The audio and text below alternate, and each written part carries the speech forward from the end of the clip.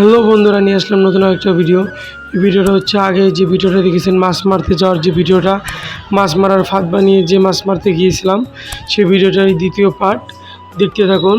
এই ভিডিওতে আমরা কি মাছ পাই কি না পাই এবং কত মাছ পাই সেটা দেখবেন ভিডিওতে। তাই সকালবেলা ঘুম থেকে উঠে দেখি ভাতিজাও চলে এসেছে, তাই ভাতিজার আমি চলে আসলাম সেই গাঙে।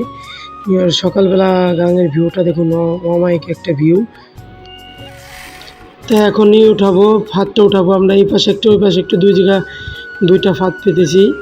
তো এই ফাঁদটা ওঠানোর জন্য এখন ভাতিজা নেমে যাবে নিচে। ভাতিজা এখন জামা কাপড়টা চেঞ্জ করে গামছা পরে নিচে নেমে যাবে, যেহেতু সকালবেলায়। এখন তো জামা কাপড় ভিজালেও চলবে না, আর পুরো গাঙে শুধু শাপলার ঘিরানে পুরো মাথা মই করছে। তাই এই পুরো ভিডিওটার কাঙ্ক্ষিত মুহূর্ত এটা, যে পুরো ভিডিওটা আমাদের মূল উদ্দেশ্য একটা, যে মাছ কি পড়ে কি না পড়ে এই ফাঁদে। আমরা ইউটিউব টিকটকে অনেক ভিডিও দেখেছি এই ফাঁদে মাছ পরে ভরে যায়, কিন্তু আমি সেইভাবে পেতেছি। কিন্তু দুঃখের বিষয়, পুরো এই ফাঁদে মানে প্রথম যে উঠাইছি যে ফাঁদটা, এই ফাঁদে একটা মাছও পড়েনি, পুরো ফাঁকা। দেখুন, তারপরে আমি উপরে উঠে এনে ভালো করে ঢাললাম যে ভিতরে কোনো মাছ আছে কি না। তাই আমরা দেখতে পেলাম কোনো মাছই নেই। কী করবো, যে আমাদের কপালেই নেই, আর কি বলবো।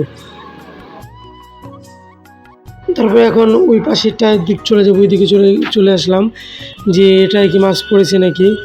ভাতিজা নেমে পড়তেছে যে এটাই তো অবশ্য পড়ার কথা, কারণ দুইটাই যদি না পড়ে তাই কেমন হয়, একটা তো পড়বে। কারণ আমরা যেভাবে ভিডিওতে দেখেছি মাছ পড়ে একেবারে ভরে যাচ্ছে বদল, আর আমাদের যদি একটাও না পড়ে তাহলে এটা কি কেমন যেন হয়ে যায় না।